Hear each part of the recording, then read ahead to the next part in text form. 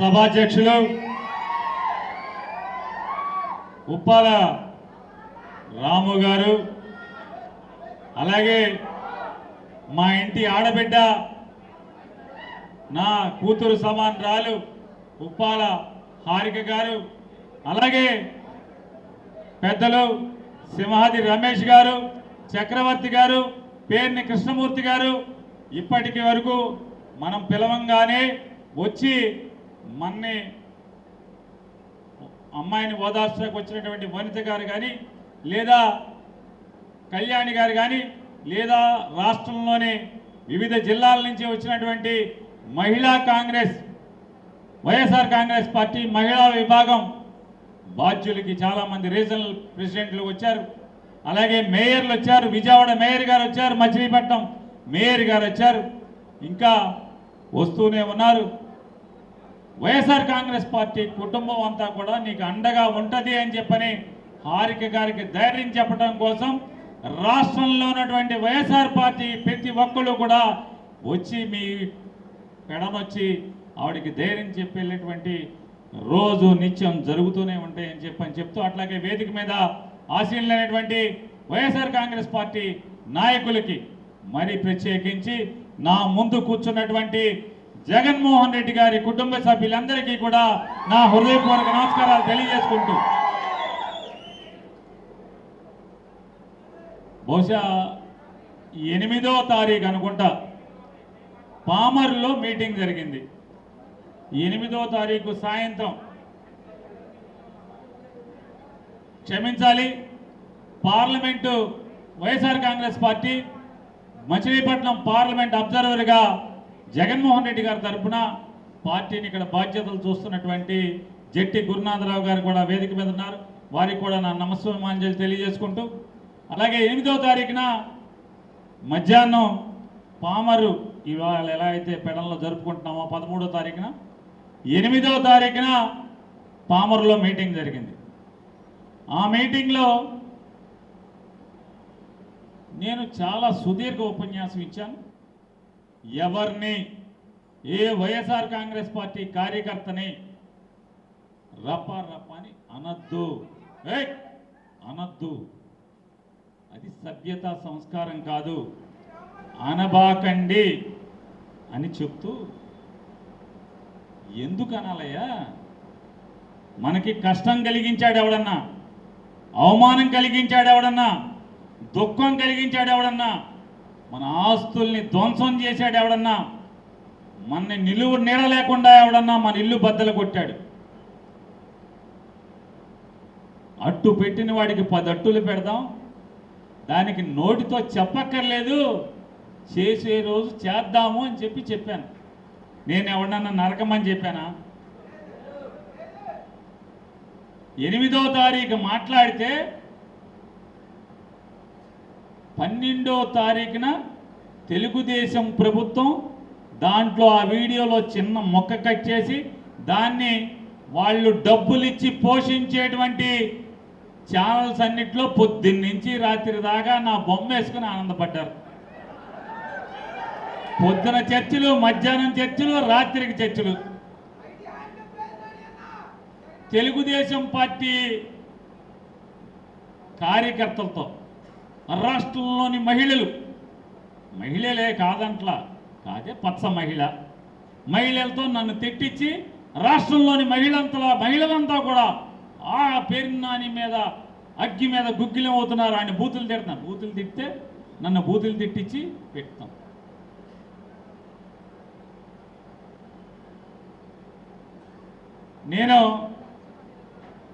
నేను ఏమీ అనకుండానే Telugu Desam party TV channels అన్నింటిలో కూడా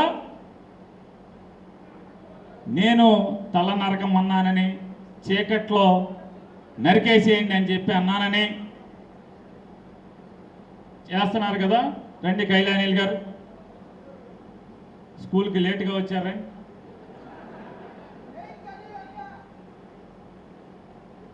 నేను ఒకటి, ఎవడెవడైతే ఈ తెలుగుదేశం పచ్చ ఛానల్స్ ఉన్నాయో వాళ్ళకి, ఎవడెవడైతే తెలుగుదేశం పార్టీ ముసుగులో నన్ను ఇష్టారాజ్యంగా మాట్లాడాడో వాళ్ళందరికీ నేను ఒకటి చూపిస్తాను.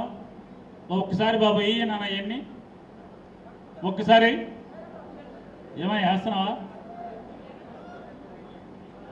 ఈ లైట్ లేపుతున్నాను కొంచెం. ఒక లైట్ అవుతా రెండు ఆపే. ఆ భూతాన్ని భూస్థాపితం చేశానంట. చేశారా? చేస్తారా? చేస్తున్నాను అని చెప్పాను, చేస్తానని చెప్పాను. ఒక్క నిమిషం ఆగమన్నప్పుడు ఆగి మిగతా వాళ్ళు కూర్చోవాలి. అక్కడ అడ్డు కనపడదు అతనికి. నాకు అతనికి అడ్డు లేకండి, కొంచెం నాకు అతనికి అడ్డు లేకండి చాలు. మొదలు ఏం చెప్తున్నాడా అతను? ఎవరు ఆ చివరి మాట్లాడిన అతను? ఆ చివరి మాట్లాడినప్పుడు మొదలు మాట్లాడిన అతను ఎవరు? నారా చంద్రబాబు నాయుడు. అతని వయసు ఎంత? 75 నిండిపోయి 76లోకి వచ్చినాయి. ఏమంటున్నాడు అతను? భూస్థాపితం చేస్తాడు. ఎవరిని? జగన్మోహన్ రెడ్డి. జగన్ వయసు ఎంత? 50 ఏళ్ళు. 76 ఏళ్ళ ముసలోడంట 50 ఏళ్ళు జగన్ భూస్థాపితం చేస్తాడంట. ఈ సొల్లు కబుర్లు వీళ్ళన్నీ తిట్టచ్చు. జగన్ భూస్థాపితం చేస్తావా? నీ తరమా నీ కొడుకు తరమా జగన్ భూస్థాపితం చేయడం? మళ్ళీ ఏమంటున్నాడు చూడండి. పోయి ఏం చేసినా ఎవరు అడగలేరని ధీమాకొచ్చి ఇదే నాకు లాస్ట్ ఎలక్షన్ అంటావు. సైకోలు చెప్తున్నారు, వైఎస్ఆర్ కాంగ్రెస్ సైకోలు. ఒకటే చెప్తున్నా, సైకోలు మిమ్మల్ని అందరినీ భూస్థాపితం చేసే వరకు నేనుంటా. ఇంకెన్నేళ్ళు ఉంటారా బాబుడికి? 76 ఏళ్ళు వచ్చి ఇంకెన్నేళ్ళు ఉంటా?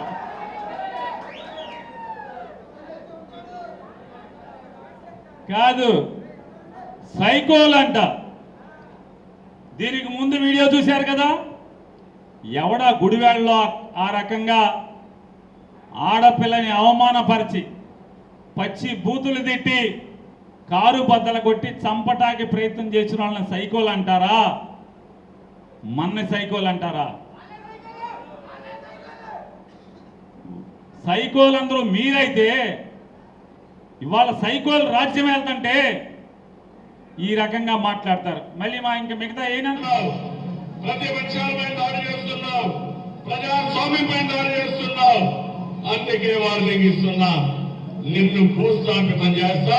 నీ పార్టీని జగన్ భూస్థాపితం చేస్తాడు, వైఎస్ఆర్ కాంగ్రెస్ పార్టీని భూస్థాపితం చేస్తాడంట. ఏరియల్ సర్వేలో వస్తాడు అంటే మీ హెలికాప్టర్లో వస్తాడు, గాలిలో వస్తాడు, గాలిలో పోతాడు. గాలిలో వస్తాడు, గాలిలో కలిసిపోతాడు. మీరు ఇదే గుర్తుపెట్టుకోండి. మీరు యుద్ధం చెప్పండి రా. ఎంతో మంది వైసీపీ గుండా ఎమ్మెల్యే కొడుకులు వస్తారు. చాలా విసిస్తున్నారు. కోడకలరా రండి, అందరూ బయటికి కోడకలరా. అటు తిప్పి ఇటు తిప్పి తిరిగిపోయేలా, తమరా మోసిపోయేలా చెప్పు పెట్టి కొడతాం. కొడకల్లారా కొట్టడానికి తమాషాగా ఉందా? కొడకల్లారా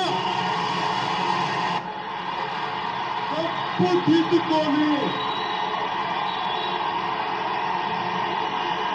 పళ్ళు రాళ్ళ కొడతాను. కొడకల్లారా ఒక్కొక్కడికి చెప్తున్నాను. కింద కూర్చోబెట్టి నార తీస్తా. ఒక్కొక్కడి ఆడ కాదు, మగ కాదు, ఒక్కొక్కరిని కూర్చోబెట్టి నారకి నార ఒలిచి చూపిస్తాం. అంటే ఈ రకంగా బరి తెగించి మొన్న తిట్టచ్చు, ఏమైనా అనొచ్చు. ఏమయ్యారా వీడియోలు పెట్టండి రా, రేపటి నుంచి పెట్టండి, ఈ వీడియోలు వేసి చర్చా కార్యక్రమాలు పెట్టండి రా. ఎలా పెట్టరా? నిన్నటి దాకా జగన్మోహన్ రెడ్డి పేరు మీద బియ్యం పట్టుకెళ్ళారు మీ ఇంటికి. నిన్న ఒక్కరోజు పేరు నాని పేరు మీద బియ్యం పట్టుకెళ్ళారు కదా, వీళ్ళ పేరు మీద కూడా పెట్టి బియ్యం పట్టుకెళ్ళండిరా మీరు. వాళ్ళ బియ్యం రుచిగా ఉండవా? వాళ్ళ బియ్యం రుచిగా ఉండవా? జగన్ బియ్యం నా బియ్యమే మీకు రుచిగా ఉంటాయా మీ ఇంటికి పట్టుకెళ్తే? సిగ్గట్లేదంటారా దేవుళ్ళు మీకు? రే మీకేరా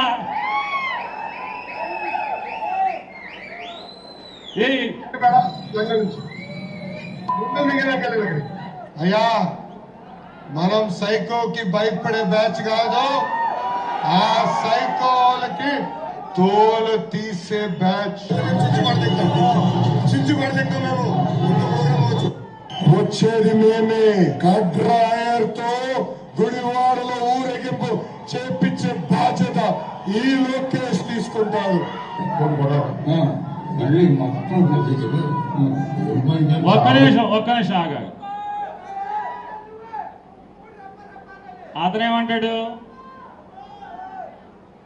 సైకోలు అంట. మనం ఎర్ర బుక్కు రాసి ఈ రకంగా దుర్మార్గాలు చేస్తున్నాడు సైకోనా?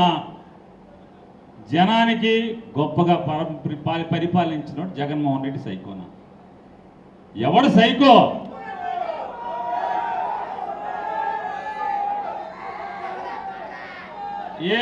ఏమంటాడు? కాదు, గుడ్డలు ఓడదీస్తాడంట. అది కూడా అన్నాడులే, ముందు గుడ్డలోడ తీసి కట్రాయర్ మీద రావాలంటే గుడ్డలోడ తీయాలి కదా.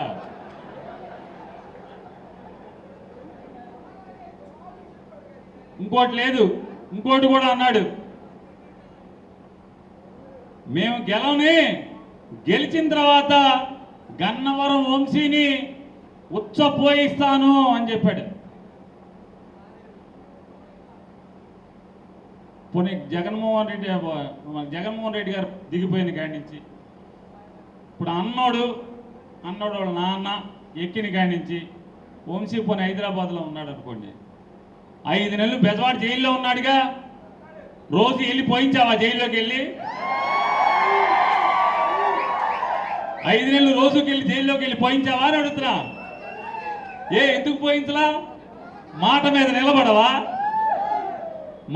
నిలబడవా? బెజవాడ జైలుకి వెళ్ళి పోయించాలి కదా, పోయించవా? ఊరికే మైకుల ముందు పోయిస్తారా? వస్తున్నాడు మరొక 3 నెలలు, గుడివేడలో అడుగు పెడుతున్నాడు ఆరోగ్యం బాగు చేసుకుని. ఎవడొస్తాడో రండిరా కట్రాయి మీద నడిపిస్తాకి. ఎవడొస్తాడో కట్రాయి మీద నడిపిస్తాకి. గుండె ఆపరేషన్ చేయించుకున్నాడు, అన్ని సరి చేయించుకున్నాడు, ఆరోగ్యంగా మరొక 3 నెలల్లో వస్తున్నాడు. వచ్చాక ఎవడొస్తాడో రండిరా అండర్వేర్ మీద నడిపించండి, చూస్తాం. కట్రాయి మీద నడిపించండి మీరు.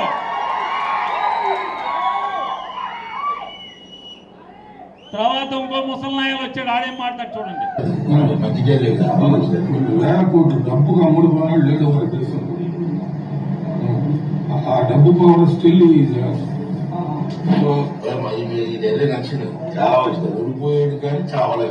ఓడిపోయాడు కానీ సావలేదని.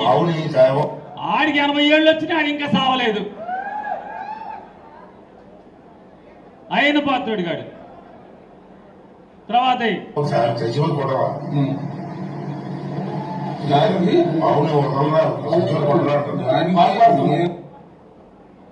ఆ తాడేపల్లి ప్యాలెస్ దద్దమ్మకి చెప్తా ఉన్నా,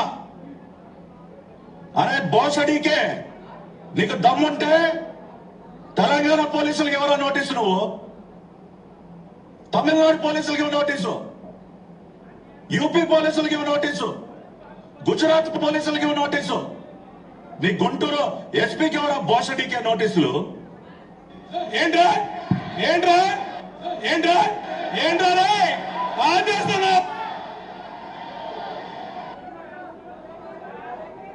ఏరా ఈ పెట్టరా డిబేట్లు మీరు పెట్టరా,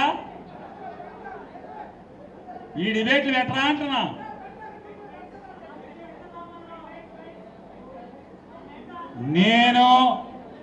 నేను చీకట్లో నరికేయండి అని నేను అనలేదు.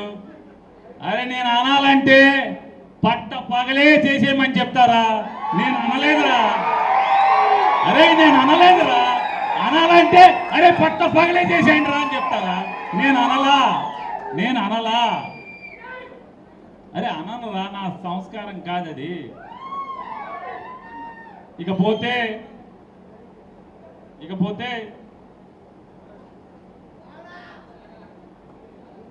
ఇవాళ బందర్లో ఒకడు ఉన్నాడు, ఒక మంత్రి. ఆ పెదవాడు వెళ్ళి అతను ప్రెస్ మీట్ పెట్టి ఈవిడ్ని ఇష్టారాజ్యంగా తిడతాడు. ఏ రోజన్నా ఒక్క రోజన్నా కాగిత వెంకటరావు కొడుకుని కానీ, కొల్లు పక్కనే ఉన్న కొల్లు రవీందర్ని కానీ, లేదా ఇటు పక్కన ఉన్నటువంటి గుడివాడవాడిని కానీ ఎప్పుడన్నా మహాతల్లి నోరు తెరిచి, ఆఖరికి చంద్రబాబునన్నా నోరు తెరిచి ఎప్పుడన్నా తిట్టిందా?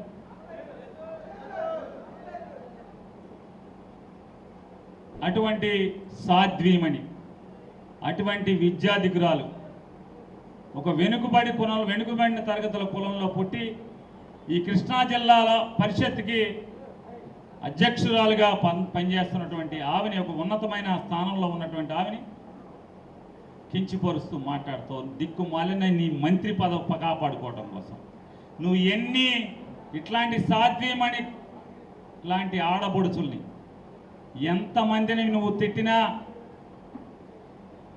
ఎంతమందిని ఆడపిల్లల్ని నువ్వు ఇష్టారాజ్యంగా అసహ్యంగా మాట్లాడినా చంద్రబాబు నాయుడు నీ మంత్రి పదవి పీకటం మాత్రం ఆగడనేది మాత్రం తెలుసుకోకూడదు రవీంద్ర.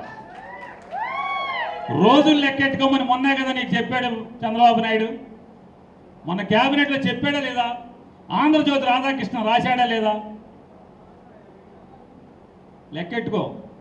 నువ్వు నన్ను తిట్టి, ఉప్పాల రాముని తిట్టి, బంగారం లాంటి తల్లి ఉప్పాల హారికని తిడితే, అరే మీ అందరికీ చెప్తున్నాం, ఒక అమాయకురాలైనటువంటి, ఒక ఉత్తమరాలైనటువంటి, వెనుకబడిన కులానికి చెందినటువంటి ఒక ఆడపడుచు పెట్టుకున్న కన్నీరు మీ మూలంగా, పచ్చ సైకోలు మూలంగా ఆవిడ కంట్లోంచి నేల మీద పడినటువంటి ప్రతి కన్నీరు మీ పచ్చ సైకోళ్ళగాళ్ళందరినీ కూడా ఇంటికి పంపించడం ఖాయం అనేది కూడా నేను ఇవాళ మీరు రాసి పెట్టుకోమని చెప్తున్నాను. వాళ్ళు ఏం మాట్లాడుతున్నావు? ఈ సొల్లు రవీంద్రనాథుడు ఏం మాట్లాడుతున్నాడు? అన్నం తింటలేదా అని.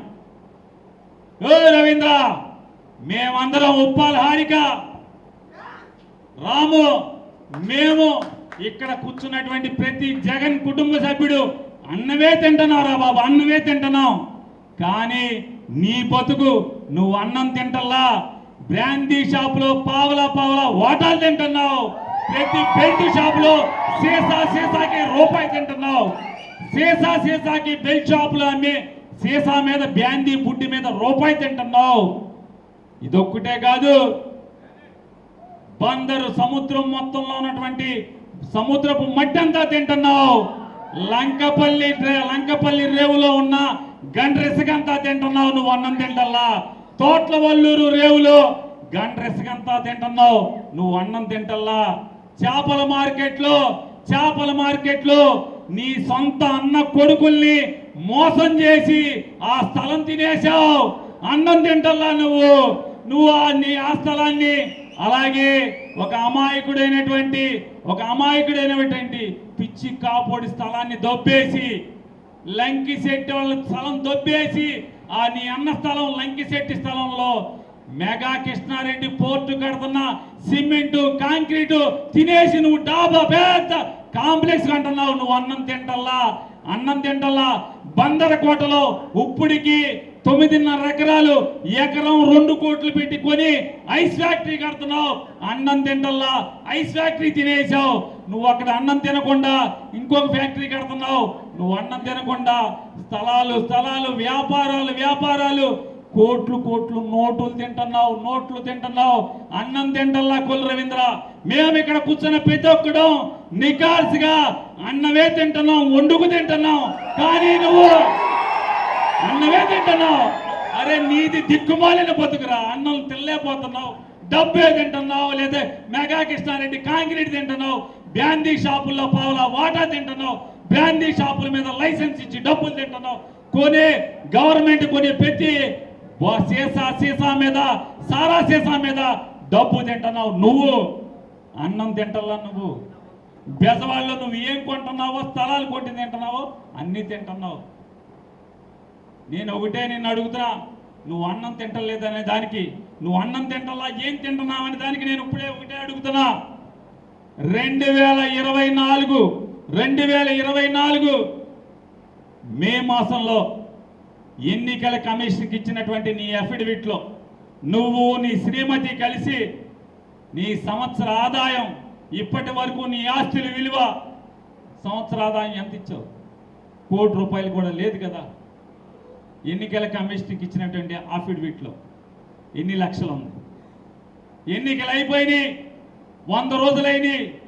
తెలుగుదేశం పార్టీ ఆఫీస్కి ₹1 కోటి చందా ఇచ్చాడు చంద్రబాబు నాయుడుతో, నోటితో చంద్రబాబు చెప్పాడు. నిన్న కాక మొన్న కడపలో మహానాడు జరిగితే మహానాడులో ₹1,25,00,000 ఇచ్చాడు. ఎక్కడ ఎన్నికల్లో ఎమ్మెల్యే గెలిచిన మంత్రి అయ్యే వరకు నీ ఆదాయం ₹1 కోటి కూడా లేదు కదా. మరి ఎక్కడ ఈ ₹2,25,00,000 ఎక్కడే? బందరకోటలో గుడి కడుతున్నావు, దానికి డబ్బు ఎంత? కొండరాళ్ళు 100 లారీలు వచ్చేస్తున్నాయి, కొండరాళ్ళు ఎక్కడి డబ్బులు ఎక్కడి? బందరకోటలో అన్ని స్థలాలు కొన్నావు, డబ్బులు ఎక్కడి? కుర్తువెన్నులో 45 ఎకరాలు దౌర్జన్యంగా 200 మంది సైకోగాళ్ళని, గోండాగాళ్ళని తీసుకొచ్చి 45 ఎకరాలు తినేసావా, తినలేదా? నువ్వు డబ్బు అన్నం తింటున్నావా? ఏం తింటున్నావు అంటే సరిహద్దులు కూడా, అంటే బందర్ చుట్టుపక్కల కూడా చాలతల్లా, కుర్తివెన్ను దాకా కూడా వెళ్ళిపోయావు. కుర్తివెన్ను వాళ్ళు ఉన్నారా ఇక్కడ ఎవరన్నా? నేను చెప్పేది అబద్ధమా?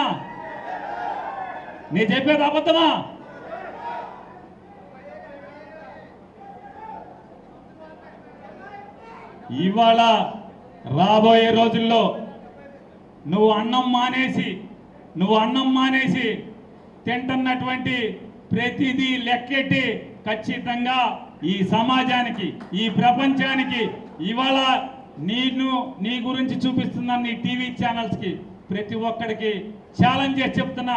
కొల్లు రవీంద్ర గెలిచిన దగ్గర నుంచి అన్నం మానేసి ఏం తింటున్నాడో ఆధారాలతో సహా మీ అందరికీ చూపిస్తున్నామంటాం. 6 నెలలకి మా ఊరు ఎమ్మెల్యే అన్నం మానేసి ఏం తింటున్నాడో కూడా మీకు సాక్ష్యాధారాలతో సహా చూపించబోతున్నామని కూడా చెప్తూ, ఇవాళ క్యాబినెట్లో, చంద్రబాబు నాయుడు క్యాబినెట్లో సగం మంది అంటున్నారు, అమ్మని అమ్మ ఈడు పెద్ద నటుడురా బాబు, తండ్రిని కొడుకుని ఇద్దరిని పట్టేశాడు, ఈడు మహానటుడు అంటున్నారు. మేమంటలా, కుర్చీల్లో నీ క్యాబినెట్లో నీ పక్కన కూర్చునేటువంటి నీ మంత్రులు బయట సెక్రటరియట్లో మాట్లాడతారు. అమ్మని ఈడు చూస్తే మామూలుగా అసలు ఏం మాట్లాడకుండా ఇట్లా రోబోలాగా వెళ్ళిపోతుంటాడు, నవ్వడం, కోపం కూడా చూపించడు. ఆయన వీడి దగ్గర ఎన్ని కళలు ఉన్నాయి రా బాబు, ఇంత పెద్ద నటుడని ఈ రాష్ట్రంలో ఉన్నటువంటి సగం మంత్రులు సెక్రటరియట్లో అందరితో ఇదే మాట్లాడతారు. ఈడి నటన ముందు ఎవడో సాలరా బాబు, ఈడు అసలు మామూలుగా చంద్రబాబు నాయుడు కొడుకుని ఎమ్మ పట్టేసాడు, అసలు మన వల్ల కాదురా బాబు అని చెప్తున్నారు. ఇవాళ ఇదొక్కటే కాదు, ఇవాళ ఇతని నటన